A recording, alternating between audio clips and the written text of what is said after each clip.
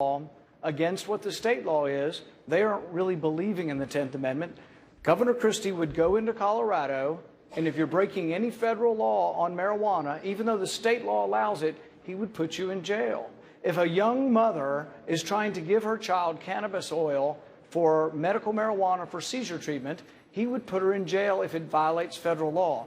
I would let Colorado do what the 10th Amendment says. This power, we were never intended to have crime dealing at the federal level. Crime was supposed to be left to the states. Colorado's made their decision, and I don't want the federal government interfering and putting moms in jail who are simply trying to get medicine for their kid. And Senator Paul knows that that's simply not the truth. In New Jersey, we have medical marijuana laws, which I've supported and implemented. This is not medical marijuana. This goes a much further step beyond. This is recreational use of marijuana. This is much different. And so while he'd like to use a sympathetic story to back up his point, it doesn't work. I'm not against medical marijuana. We do it in New Jersey. But I am against the recreational use of marijuana. If he wants to change the federal law, get Congress to pass a law to change it and get a president to sign it. May I respond? Yes, Senator Paul. Here's the thing is he doesn't want to make it about medical marijuana, but what if New Jersey's medical marijuana contradicts the federal law? He's saying he will send the federal government in and he will enforce the federal law. That's not consistent with the 10th Amendment. It's not consistent with states' rights, and it's not consistent with a conservative vision for the country. I don't think we should be sending the federal police in to arrest a mother and separate them from their child for giving a medicine to their child for seizures. And Jake, I want to bring in Ms. Fiorina. I want to bring in Ms. Fiorina this issue. I very much hope that I am the only person on this stage who can say this, but I know there are millions of Americans out there who will say the same thing. My husband Frank and I buried a child to drug addiction. So we must invest more in the treatment of drugs. I agree with Senator Paul. I agree with states' rights. But we are misleading young people when we tell them that marijuana is just like having a beer. It's not.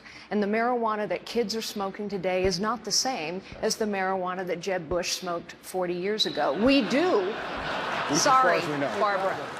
We do need criminal justice reform. We have the highest incarceration rates in the world. 2/3 of the people in our prisons are there for nonviolent offenses, mostly drug-related. It's clearly not working. But we need to tell young people the truth. Drug addiction is an epidemic, and it is taking too many of our young people. I know this sadly from personal experience. Hugh Hewitt, I'd like to... Thank you, Jake.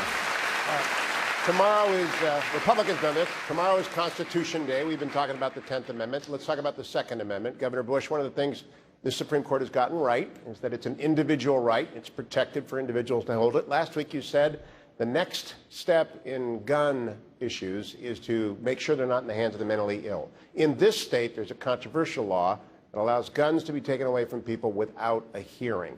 Where does it go? And the problem of violence is endemic, but where does it go from what you said last week? How far into people's lives to take guns away from them? Not very far. I think we need to do this state by state. There are places that get this right, and we need to make sure that we protect the privacy laws. This is a complicated place. But I do think the natural impulse on the left, Hillary Clinton, immediately after one of these horrific violent acts took place, immediately said we need to have federal gun laws. President Obama, almost reflexively, always says the same thing. And the net result is you're going to take away rights of law-abiding citizens, the 99.999% of the people that are law-abiding citizens. That's not the right approach to do it. In Florida, we have a background check.